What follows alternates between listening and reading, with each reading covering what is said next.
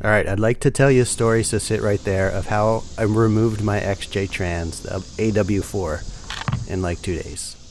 You gotta chalk it up, you know, because you remove the drive shafts. You don't want it spinning around. Crack those nuts with the little 1/4-inch breaker bar, underrated. And then zip them out with the little impact driver. The dreaded slip yoke. Yeah, I still have stock drive shafts with the 2-inch lift. That front one broke on me at the beach. I had to park it in a spot and then go do a surf lesson. Go get a used, the yoke was torn up. Go get a used front drive shaft an hour away in my dad's pickup. Come back, slap it in. All good. It had good U-joints. That was a year ago, 10,000 miles. They're still good. Easy way to get at the crank position sensor if you're doing that too is just take the front drive shaft out. Comes out easier than one would think. The rear's pretty easy too. It's got that double cardan whatever joint. So you can tell the front one. Oh, I'm so millennial. These are my work shoes. No rise socks with skate shoes with hard caps. Shout out to Reebok Work. They make some cool stuff. Right, so the front one of them's repainted, and it's the one I got at the beach. You also take the starter out, right, because that's right on the bell housing. And super helpful, well, kind of helpful, is the cheap Harbor Freight transmission jack. That's the light duty one. This combo, the transfer case and the AW4 transmission is pretty heavy. So this helped, but I'm sure there's a better one out there for it. What it is really good use for is exhaust. When you're trying to line up and bolt your exhaust together, that's a good move.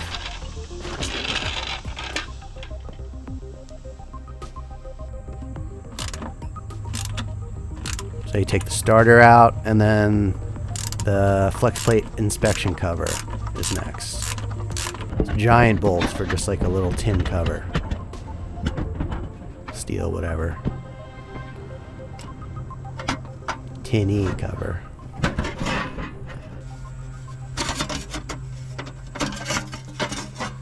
And these XJs can have problems with, it sounds like it's rod knock, but the bolts on the flex plate come loose. Mine did that, it walled it out. One of the reasons it was pretty easy for me to take the trans out is because that happened on my flex plate. I put a new one in. New from Amazon, that didn't work. I had to take that out and put in a salvage eBay one. So don't forget the linkage. A lot of people replace this with an aftermarket one, but if it's a stock system and everything's good, just take out the linkage. See, these are the flex plate bolts. Those are upgraded dealer ones. I think they're standard. I'll add the link in the description what size they are. No, hold on. They're, yeah, I don't have it. But a lot of people say they're 18 millimeter. For whatever reason, this 11/16 offset closed end wrench worked really well. Like it was made for it. Get that offset in there. Because you only have so much room with the inspection plate cover off.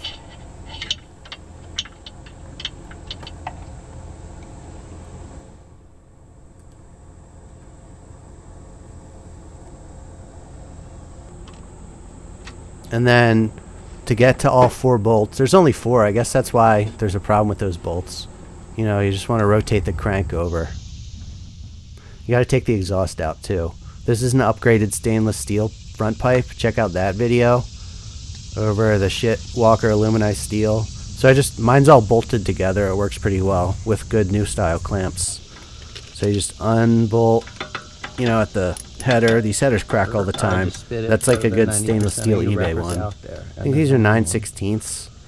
This car is such a mix of metric and standard. But I think the exhaust is 9/16 stuff.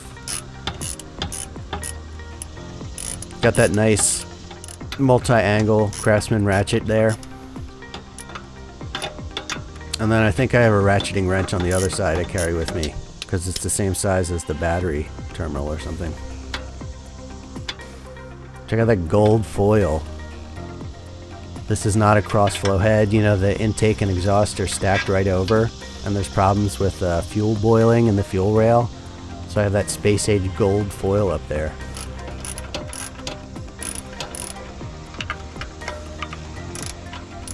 Yeah, that ratchet's nice, and you can actually like just straighten it out to be a driver when you have a straight shot too.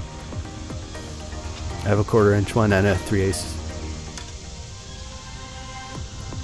There really aren't that many bolts holding the engine to the transmission. There's the starter, and then there's like only 4, I think.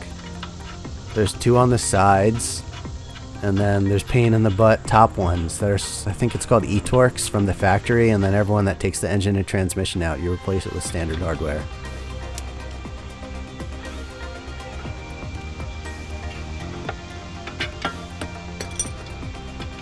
And I've had this exhaust, I mean in Pennsylvania, I've replaced every single piece of this exhaust like 2 or 3 times.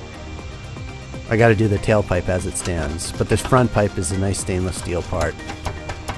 The muffler and cat or aftermarket. It's nice, what, Flowmaster 40 or 44 and a Magnaflow stainless steel performance cat. And it's all bolted together with like the good band clamps. See, let's see this trans jack in action. I added those felt strips too. More expensive, more complex ones, you can adjust that angle. This one you can't really. It's kind of a problem. And then the transfer case is onto one side. You can see it too. It's on the driver's side. It's not straight. So it's going to slump. So really, I don't think I show it in the video, but I also have the engine hoist out with the load leveler. So if you have normal jack, the trans jack, and then you hook up the engine to the load leveler and you can control the angle, that really helps. So now that the transmission is properly supported, we'll take off the cross brace. This has been off a million times. This is all good new hardware. Oh, this is even an eBay unit. The Pennsylvania one rested out. There's like a Rusty's drop one I want to get. Yeah, you take off this control hardware. There's 3 bolts here. I guess for the shift cable. There's like 2 bracket bolts, and then that bolt on the linkage on the transmission. And then see, it's really just the 2 top side bolts, and then there's 2, or it's really the side bolts, and then those 2 top impossible bolts. Oh, and the lines, right? Don't forget the lines. They should just clip out, but who knows with the 25-year-old plastic. I think those are replacements. You can get replacement like plastic quick disconnect inserts. And don't forget the electrical connectors. I think there's 3. And the O2 sensor for the exhaust. Maybe 4. I forget. The TPS, the transmission position sensor. And I think there's like an actual for the transmission brain. And then you can kind of feel around and feel those top bolts too.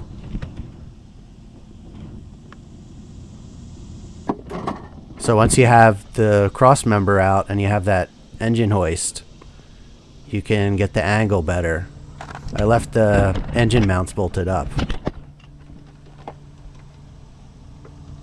So you can see the shield for the fuel rail so it doesn't boil it up.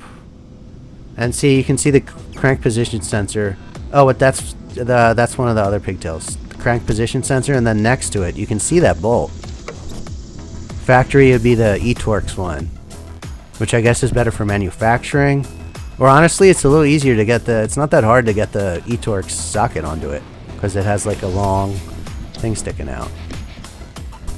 And I think I was able to start them with a wrench, or I don't know. Anyway, you build this extension monstrosity, and if you have the right angle at it, and I've done it 3 times already, it's actually not that bad. Right, there's the transmission position sensor. This is the other side. Again, a million extensions. Crossmembers out of the way. So it's basically like mechanical, fluid, and electrical connectors. Oh, and then, right, transfer case linkage. Those are nice rebuilt bushings. Check out my video on how to make those, how to replace those really easily. And that linkage has been rebuilt like 3 times. Like I said, a lot of people replace it. But my drivetrain's pretty standard. So I just have well cared for stock transmission transfer case linkage. And there she goes, AW4 and the transfer case. Pay no attention to the holes in the floorboard. Just look at that nice greased up transfer case linkage. That's an eBay throttle position sensor, or transmission range sensor. Oops. That's a different story. How do you get the transmission out from under the car? Need a little more room, so out comes the jack. Oh, and the vents too. Watch out for the vents. There she goes.